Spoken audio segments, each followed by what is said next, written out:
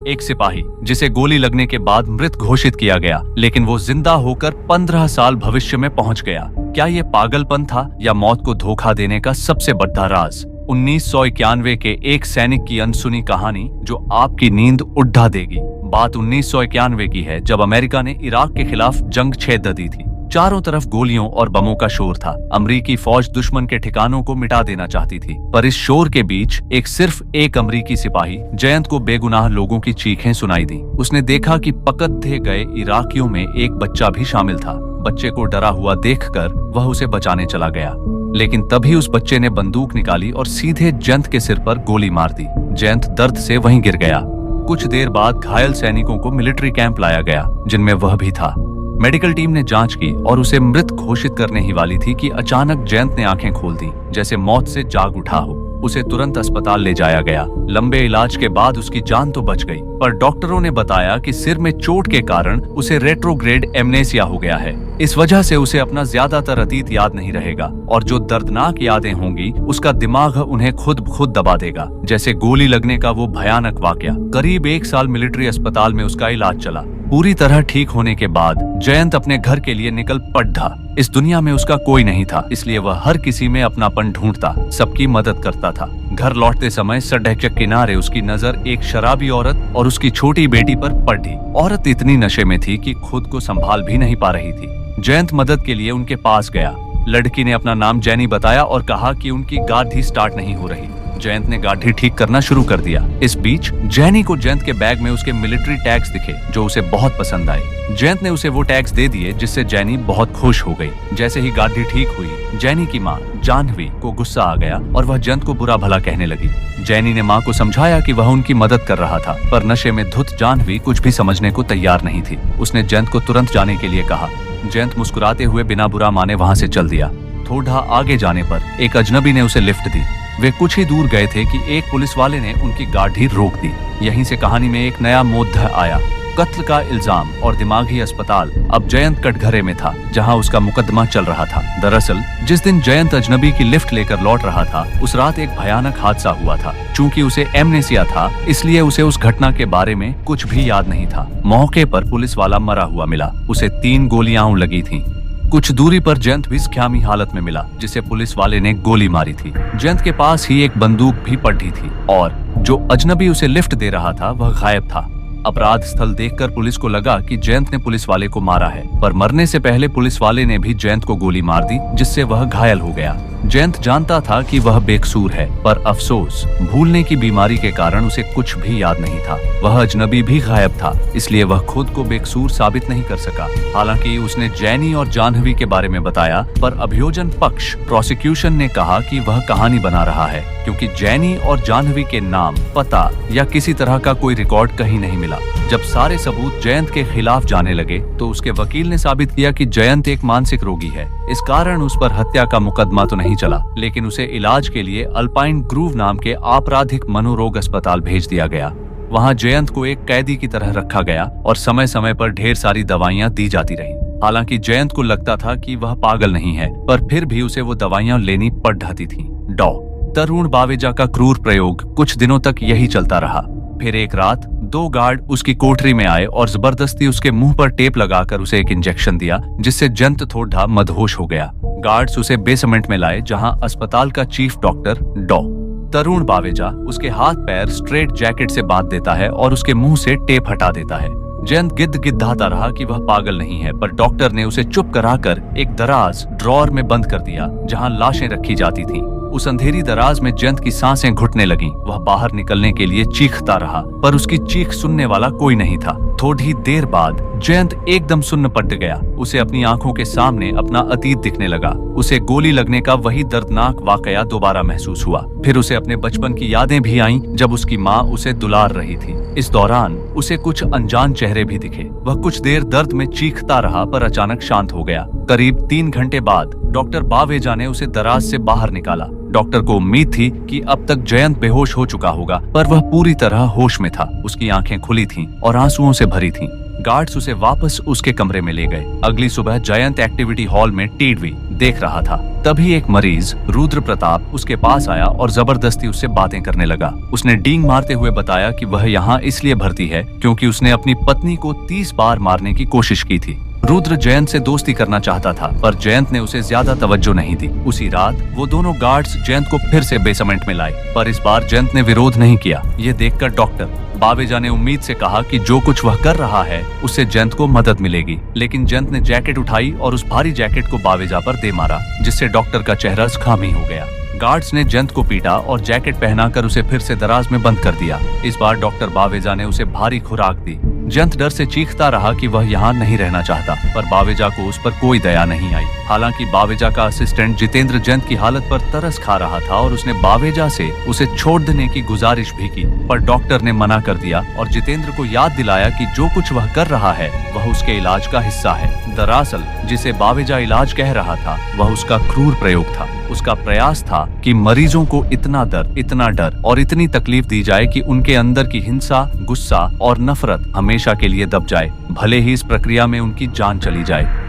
बावेजा को इसकी परवाह नहीं थी, क्योंकि उसकी नजर में अस्पताल आने वाला हर मरीज एक अपराधी था, जिसके लिए उसके दिल में कोई हमदर्दी नहीं थी। उसका मानना था कि अपराधी चाहे मानसिक रूप से बीमार ही क्यों न हो, उन्हें मौत की सजा मिलनी चाहिए। इसलिए वह उन पर यह बेरहम प्रयोग करता था। पर दराज के अंदर मरीजों को असल में कैसा महसूस होता है, इसका बावेजा को कोई अंदाजा नहीं था। उस रात दवा की भारी खुराक से जयंत का मन इतना थक गया कि वह बेहोश हो गया। अब उसका अचेतन मन, सब कॉन्शियस माइंड उस पर हावी था।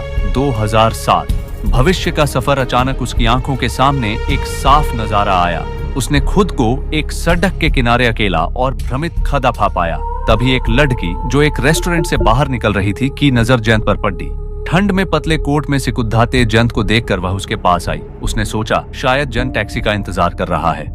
लड़की ने उससे कहा कि आज क्रिसमस की पूर्व संध्या है, टैक्सी नहीं मिलेगी। अगर वह चाहे तो वह उसे लिफ्ट दे सकती है। जयंत उसकी कार में बैठ गया। लड़की ने पहले उसे शराब के कुछ शॉट दिए, फिर पूछा तो बताओ कहाँ जाना है। जयंत थोड़ा असमंजस में था। उसने कहा मुझे नहीं पता।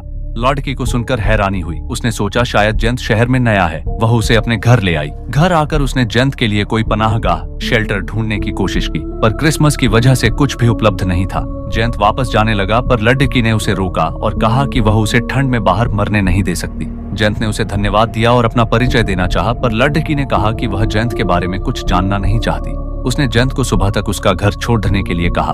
फिर नशे में वह लड़की सोफे पर सो गई। जयंत को उसे हमदर्दी हुई, क्योंकि वह भी जयंत की तरह जिंदगी में अकेली थी। उसके बारे में जानने के लिए जयंत इधर उधर बिखरी चीजें देखने लगा। अचानक जयंत का ध्यान एक मिलिट्री टैग पर गया। जब जयंत ने उसमें नाम पढ़ा तो वह हैरान रह गया। यह जयंत का ही मिलिट्री टैग था, वही टैग जो उसने कुछ दिन पहले जैनी नाम की उस छोटी बच्ची को दिया था, जिसकी कार उसने ठीक की थी। उसी समय जयंत ने जैनी और उसकी माँ जाह्नवी की कुछ तस्वीरें देखी। वह उस लड़की के पास भागा और पूछा कि तस्वीर में बच्ची कैसी दिख रही है। लड़की ने कहा कि यह उसके बचपन की तस्वीर है और उसकी माँ उसके साथ है। वह लड़की खुद को जैनी बता रही थी। जयंत ने हैरान होकर पूछा कि यह कौन सा साल है। जैनी ने कहा 2007, यानी वह भविष्य से 15 साल आगे था। जयंत को यकीन नहीं हुआ। उसने जैनी से पूछा कि उसकी माँ जाह्नवी कहाँ है। जैनी ने बताया कि उसकी माँ की बचपन में ही मौत हो गई थी। सिगरेट पीने की लत के कारण एक दिन वह सिगरेट पीते हुए बिस्तर पर बेहोश हो गई थी। बिस्तर में आग लग गई और वह उसी आग में मर गई। तब से जैनी बेसहारा थी। जयंत ने जैनी को इस बात से भी अवगत कराया कि वह वही जयंत है जिसने बचपन में उसकी कार ठीक की थी और उसे अपना मिलिट्री टैग दिया था। लेकिन यह सुनकर जैनी को बहुत गुस्सा आया। उसने कहा कि जयंत तो 1 जनवरी 1993 को अल्पाइन ग्रूव अस्पताल में मर गया था। जयंत को यकीन नहीं हुआ। वह जैनी को समझाता रहा कि वह जैनी है, पर जैनी कुछ सुनने को तैयार नहीं थी। वह जयंत पर चिल्लाई और उसे घर से बाहर जाने को कहा। जयंत घर से बाहर आकर रोने लगा, पर जब उसे होश आया तो उसने देखा कि वह अब भी स्ट्रेट जैकेट में बंधा दराज में ही है। जयंत को समझ नहीं आया कि उसके साथ क्या हो रहा है। वह पूरी रात दराज में पड़ा रहा। उसे भूख लगी थी, प्यास लगी थी और सांस लेने में भी तकलीफ हो रही थी। सुबह डॉक्टर बावेजा उसे दराज से बाहर निकालते हैं। जयंत बिल्कुल भी होश में नहीं था। वह भूख प्यास से एकदम कमजोर हो चुका था। वास्तविकता और भ्रम की लड़ाई थोड़ी देर बाद जब उसे हॉल में फिर से दवा दी जा रही थी, तभी बावेजा उसके पास आता है। जयंत ने गिड़गिड़ाते हुए उससे पूछा, मेरे साथ क्या किया जा रहा है? मुझे दराज में क्यों बंद किया जाता है? इस पर बावेजा ने जयंत से कहा कि उसे डेल्यूजनल डिसऑर्डर, भ्रम संबंधी विकार है। वह दराज, वह स्ट्रेट जैकेट, ये सब उसका भ्रम है जिसे वह हकीकत समझ रहा है। यह कहकर बावेजा वहां से जाने लगा। तभी एक डॉक्टर भव्या लांबा उसे रोकती है। वह एक मनोचिकित्सक थी जो जयंत और अन्य मरीजों की देखभाल करती थी। भव्या को बावेजा के गैर कानूनी प्रयोग पर शक था, क्योंकि बावेजा का आखिरी मरीज ताराचंद उसके इलाज के दौरान मर गया था। भव्या को डर था कि कहीं जयंत का भी यही हश्र न हो। भव्या ने बावेजा से कहा कि उसने ताराचंद के साथ जो किया वह जयंत के साथ न करे। इस पर बावेजा ने उसे याद दिलाया कि ताराचंद ने कितना जघन्य अपराध किया था। उसने एक लड़की का रेप करके उसे मार डाला था और फिर एक पेड़ पर चढ़कर भेदिए की तरह चिल्लाने लगा था। बावेजा ने कहा कि ऐसे क्रूर अपराधी सिर्फ इसलिए सजा से बच जाते हैं क्योंकि वे पागल होते हैं, पर उनकी मानसिकता कभी नहीं बदलती और वह उनकी मानसिकता बदलने की कोशिश कर रहा है। यह कहकर बावेजा चला गया। उधर जयंत को यकीन था कि यह सब उसका भ्रम नहीं हो सकता। उसे यह अंदाजा हो गया था कि उसे दराज में रखा गया था और वह 2007 में भविष्य की यात्रा करके आया था। इस मामले की तह तक जाने के लिए उसने रुद्र प्रताप से बात की और पूछा कि क्या वह बावेजा के इस सीक्रेट दराज वाले एक्सपेरिमेंट के बारे में कुछ जानता है। तब रुद्र ने उसे बताया कि बावेजा ने उसके साथ भी वह प्रयोग किया है। जयंत ने उससे पूछा कि क्या उसने भी दराज में भविष्य का अनुभव किया था। रुद्र ने उसे बिना किसी हिचकिचाहट के हाँ में जवाब दिया। जयंत का शक यकीन में बदल गया, पर इससे उसकी चिंता भी बढ़ गई, क्योंकि अगर भविष्य की घटना सच थी, अगर वह सच में भविष्य की जैनी से मिला था, तो जैनी ने जो उसे बताया था कि वह 1 जनवरी 1993 को मरने वाला है, यह भी सच होगा। आज 26 दिसंबर 1992 थी, यानी जयंत आज से सिर्फ 4 दिन बाद मरने वाला था। जयंत डर गया। उसे जानना था कि वह कैसे मरा, ताकि वह अपनी मौत को टाल सके, पर इसके लिए उसे फिर से भविष्य में जाना था। उसने रुद्र से पूछा कि उसे क्या करना चाहिए ताकि बावेजा उसे जल्द से जल्द दराज में भेज दे। रुद्र ने कहा कि यह आसान है, उसे बस बावेजा को जरा परेशान करना होगा। ये सुनते ही जयंत ने अस्पताल में हंगामा कर दिया और बावेजा को गुस्सा दिला दिया। बावेजा ने उसी रात जयंत को दवा दी और फिर दराज में बंद कर दिया। इस बार जयंत पूरी तरह शांत था। थोड़ी देर बाद वह अपनी चेतना खोने लगा और अचानक उसे कुछ दिखने लगा। अतीत का सच और बदला हुआ भविष्य इस बार जयंत की आंखों के सामने भविष्य नहीं बल्कि उसका अतीत था। वही घटना जिसने उसे अपराधी बना दिया था। अब उसके दिमाग में सब कुछ साफ हो गया। उसने उस अजनबी से लिफ्ट ली। तभी पुलिस ने उन्हें रोका। पुलिस ने दरवाजा खोला ही था कि उस अजनबी ने अचानक बंदूक निकाली और पुलिस वाले को गोली मार दी। दरअसल वह आदमी एक खतरनाक अपराधी था, जिसकी कार चोरी हो गई थी और वह पुलिस से भाग रहा था। उसने पुलिस वाले को 3 गोलियां मारी, पर मरने से पहले पुलिस वाले ने भी पलटकर गोली चलाई। गोली उस अपराधी को नहीं लगी, पर सीधी जयंत को जा लगी। जयंत वहीं गिर गया और वह अपराधी चालाकी से बंदूक पर से अपने फिंगरप्रिंट हटाकर जयंत के पास फेंककर भाग गया। क्राइम सीन देखकर पुलिस ने सोचा कि जयंत और पुलिस वाले में लड़ाई हुई थी और पुलिस वाले का कातिल जयंत ही है। पर अब यह सच्चाई याद आने के बाद जयंत के दिल को पहली बार सुकून मिला, क्योंकि उसे यकीन हो गया था कि वह अपराधी नहीं बल्कि सिर्फ हालात का शिकार था। जैसे ही जयंत उस नजारे से बाहर आया, उसने खुद को भविष्य में पाया। एक रेस्टोरेंट में उसके सामने जैनी थी, जो जयंत को दोबारा देखकर हैरान थी। हालांकि जैनी को अब यकीन हो गया था कि जयंत अतीत से भविष्य में आया है, क्योंकि जयंत ने उसे ठीक वही वाकया बताया था जब वह बचपन में उससे मिला था। उसने उसकी कार ठीक की थी और उसे अपना मिलिट्री टैग दिया था। जयंत ने जैनी से मदद मांगी ताकि वह अल्पाइन ग्रूव जाकर पता लगा सके कि उसकी मौत कैसे हुई। जैनी उसे अल्पाइन ग्रूव अस्पताल ले गई। 15 साल बाद वह अस्पताल बहुत बदल चुका था। बावेजा अब वहाँ काम नहीं करते थे, पर डॉक्टर भव्या वहीं मौजूद थी। वह जयंत को देखकर हैरान रह गई। हालांकि जयंत ने अपनी पहचान छुपाने के लिए भव्या से झूठ बोला कि 15 साल पहले यहाँ एक मरीज था। जयंत उसका चाचा है, जिसके बारे में वह जानकारी लेने आया है। उसने भव्या से पूछा कि वह उसके चाचा जयंत को कैसे जानती है। भव्या ने उसे बताया कि जयंत उसका सबसे खास मरीज था, जिसे वह कभी नहीं भूल सकती। जयंत ने पूछा उसने ऐसा क्या किया था कि वह इतना खास बन गया।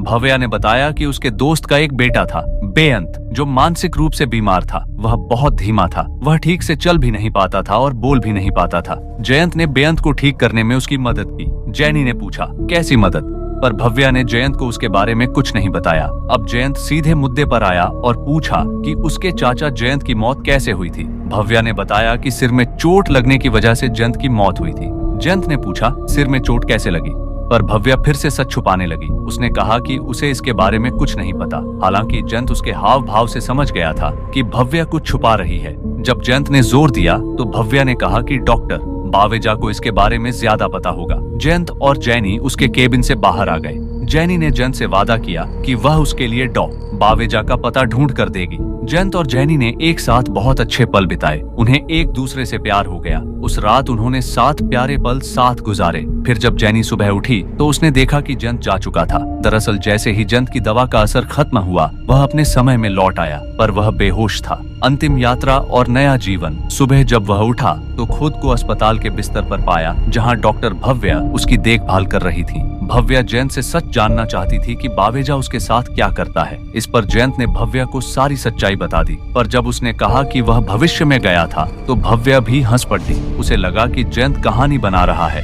उसने भी जयंत से कहा कि उसे डेल्यूजनल डिसऑर्डर है, जिसकी वजह से वह अपने दिमाग में कहानी और हकीकत में फर्क नहीं कर पा रहा है।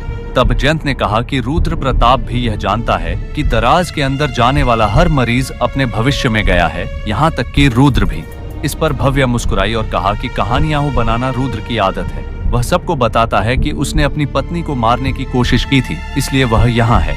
पर हकीकत यह है कि रुद्र की पत्नी उसे छोड़कर किसी और आदमी के साथ भाग गई थी, जिस वजह से वह पागल हो गया था और उसने खुद को 2 महीने तक कमरे में बंद रखा था। जयंत यह जानकर हैरान रह गया, पर उसके पास अपनी बात साबित करने का एक और सबूत था। उसने भव्या के सामने बेअंत का जिक्र किया। बेअंत भव्या के दोस्त का मानसिक रूप से बीमार बेटा था, जिसका वह इलाज कर रही थी। उसने अब तक बेअंत के बारे में किसी को नहीं बताया था, पर जयंत से उसके बारे में सुनकर वह हैरान रह गई। फिर उसी रात बावेजा ने जयंत को फिर से दराज में बंद कर दिया। जयंत फिर से अपने भविष्य में गया। जैनी उसे देखकर बहुत खुश हुई। जैनी ने बताया कि उसे भव्या और डॉक्टर बावेजा के बारे में और जानकारी मिली है। जयंत ने पूछा, भव्या के बारे में क्या पता चला? जैनी ने कहा कि भव्या को लगता था कि उसके दोस्त का बेटा बेअंत दिमाग से धीमा है, पर असल में उसे मिर्गी के दौरे सीजर्स पड़ी रहते थे। भव्या ने उस पर थॉट ही इलेक्ट्रोशॉक थेरेपी का इस्तेमाल किया, जिससे उसके दौरे बंद हो गए और वह ठीक हो गया। जैनी ने आगे बताया कि भव्या उसे बेअंत के दौरे और उसके इलेक्ट्रोशॉक थेरेपी से इलाज के बारे में बताने वाली है। यहाँ से लौटने के बाद जैनी जयंत को एक चर्च में ले गई, जहाँ उसकी मुलाकात बावेजा से हुई। जयंत बावेजा के सामने खड्डा हो गया। बावेजा ऐसे डर गया जैसे उसने कोई भूत देख लिया हो। उसे लगा कि यह जयंत नहीं बल्कि उसका बेटा है, पर जयंत ने उसकी गलतफहमी दूर की। उसने उसे बताया कि वह अतीत से आया है और यह टाइम ट्रेवल उसकी दराज वाले एक्सपेरिमेंट की वजह से मुमकिन हुआ है। जयंत ने उससे सीधा सवाल पूछा, डॉक्टर, मुझे पता है कि मैं 1 जनवरी 1993 को मर जाऊंगा। मैं यहाँ यह पता लगाने आया हूँ कि मेरी मौत कैसे हुई। क्या आपने मुझे मारा था? इस पर बावेजा ने साफ कहा, मैंने तुम्हें नहीं मारा जयंत। मुझे बस इतना याद है कि जब मैंने तुम्हें आखिरी बार दराज से बाहर निकाला था तो तुमने कुछ नाम लिए थे। जयंत ने पूछा, कौन से नाम? बावेजा ने कहा, नवीन, जसवंत, ताराचंद। ये वो मरीज थे जिनका मैंने इलाज करने की कोशिश की और वे मर गए। मुझे यह जानकर हैरानी हुई कि तुम्हें इन लोगों के बारे में कैसे पता चला। जयंत मुस्कुराया और बोला, वो नाम अभी अभी आपने मुझे बताए हैं। बावेजा डर कर वहाँ से भाग गया। इस दौरान जयंत की हालत बिगड़ने लगी। वह समझ गया कि वर्तमान समय में दवा का असर खत्म हो रहा है और वह जल्द ही अपने समय में लौटने वाला है। उसने जल्दी से जैनी से अपने पुराने घर का पता पूछा, जहाँ वह अपनी माँ के साथ रहती थी। जैनी ने उसे अपना पता बताया और ठीक उसी पल जयंत अपने समय में लौट आया। जब बावेजा ने जयंत को दराज से बाहर निकाला तो जयंत की आंखें आंसुओं से भरी थीं। उसने बावेजा के सामने उन तीनों मरीजों के नाम लिए जिन्हें बावेजा ने प्रयोग के नाम पर मार दिया था। जयंत रोने लगा और उसे कहा कि एक दिन वे सब आत्माओं की तरह उसके सामने आएंगे। वे उसे चैन से जीने नहीं देंगे। उस समय बावेजा कुछ नहीं समझा। थोड़ी देर बाद जयंत अस्पताल के बिस्तर पर लेटा था। इस दौरान भव्या उसके पास आई। वह जानना चाहती थी कि जयंत को बेअंत के बारे में कैसे पता चला। इस पर जयंत ने कहा, आप ही ने मुझे उसके बारे में बताया था डॉक्टर, भविष्य में। और आप यह भी जानती थी कि बेअंत का दिमाग धीमा नहीं है बल्कि दिमाग के अंदर खून बहने, ब्रेन हैमरेज की वजह से धीमा है। आपने उसे हल्की इलेक्ट्रिक शॉक थेरेपी दी जिससे वह ठीक हो गया। भव्या ने कहा, इलेक्ट्रिक शॉक थेरेपी बड़ों के लिए होती है, बच्चों पर इसका इस्तेमाल खतरनाक है। मैं ऐसा कभी नहीं करूंगी। यह कहकर भव्या चली गई। हालांकि भव्या बेअंत को अपनी बेटी मानती थी। वह उसे हर हाल में ठीक करना चाहती थी, इसलिए उन्होंने एक बार जयंत पर भरोसा किया। उसी रात उन्होंने बेअंत को इलेक्ट्रिक शॉक थेरेपी दी जिससे वह ठीक हो गया। भव्या खुश नहीं थी, पर जयंत की तरफ से वह अब कृतज्ञ थी। उन्होंने कहा, जयंत, अगर मैं तुम्हारी मदद कर सकती हूँ तो मुझे खुशी होगी। जयंत ने कहा, भविष्य के हिसाब से मैं आज मर जाऊंगा, पर उससे पहले मुझे किसी से मिलना है। क्या तुम मुझे उसके पास ले चलोगी? भव्या ने हाँ कर दी। जयंत कमजोर हालत में जैनी के घर के लिए निकल पड़ा। छोटी जैनी से मिलकर जयंत बहुत खुश हुआ। उसने उसकी माँ जानवी को एक खत दिया जिसमें उसने वो सारी बातें लिखी थी कि कैसे जानवी की सिगरेट की लत उसकी जान ले लेगी, उसकी बेटी जैनी बेसहारा हो जाएगी और उसकी जिंदगी लत में बर्बाद हो जाएगी। पर जानवी ने उसकी बात पर यकीन नहीं किया। तब जयंत ने उसे बताया कि उसने भविष्य देखा है जिसके हिसाब से वह आज मरने वाला है। अगर जानवी को यकीन नहीं होता तो वह कल अल्पाइन ग्रूव अस्पताल आ जाए, उसे उसकी लाश मिलेगी। फिर जयंत वहां से लौट आया। अस्पताल लौटते ही उसने भव्या से कहा, जब मेरा आखिरी समय आए तो मुझे दराज में डाल देना ताकि मैं भविष्य में लौट सकूं। इस दौरान जयंत बहुत कमजोर महसूस कर रहा था क्योंकि वह इलाज के बीच से उठकर जानवी को खाचत देने गया था। भव्या उसे कार से सावधानी से बाहर निकाल रही थी। तभी अचानक एक याद जयंत के दिमाग में अटक गई। उसने वो पल देखा जब उसे इराक युद्ध में गोली लगी थी। जैसे ही उसकी यादों में बच्चे ने उसे गोली मारी, जयंत को हकीकत में भी एक झटका महसूस हुआ और वह उछलकर सीधे जमीन पर गिर पड़ा, जिससे उसका सिर फट गया। उसके सिर से खून बहने लगा। जयंत को बचाना अब नामुमकिन लग रहा था, इसलिए भव्या ने उसकी आखिरी इच्छा पूरी की। उसने तुरंत बावेजा के असिस्टेंट जितेंद्र को वहां बुलाया। दोनों ने जयंत को उठाया और बेसमेंट में ले आए। उसे भारी खुराक दी और दराज में बंद कर दिया। जयंत की सांसें धीरे धीरे रुक गईं और वह उस शरीर से मुक्त होकर हमेशा के लिए भविष्य में चला गया। एक ऐसा भविष्य जो अब बदल चुका था। वह ठीक उसी रेस्टोरेंट के बाहर खड़ा था जहां वह पहली बार जैनी से मिला था। वहां उसने एक नई जैनी को देखा जिसकी जिंदगी अब बहुत खुशहाल लग रही थी। यानी जयंत ने जानवी को जो खत दिया था उसे पढ़कर उसे अपनी गलती का एहसास हुआ। उसने तय किया कि वह अपनी बेटी का भविष्य बर्बाद नहीं होने देगी। उसने सिगरेट पीना छोड़ दिया और मौत से बच गई। उसने अपनी बेटी को एक खुशहाल जिंदगी दी जिसकी वजह से जैनी आज एक अच्छी जगह पर थी। ये एक नई टाइमलाइन थी जहां खुशहाल जैनी पहली बार जयंत से मिल रही थी। उसने पहले की तरह ठंड में जयंत को लिफ्ट दी और जयंत खुशी खुशी उसके साथ चल दिया। ये थी जयंत की कहानी। अगर वीडियो अच्छी लगी हो तो एक लाइक कर दीजिए और ऐसी ही मजेदार वीडियोस देखते रहने के लिए चैनल को सब्सक्राइब करने के बाद नोटिफिकेशन बेल पर क्लिक जरूर कीजिए। फिर मुलाकात होगी एक और मजेदार फिल्म की कहानी के साथ।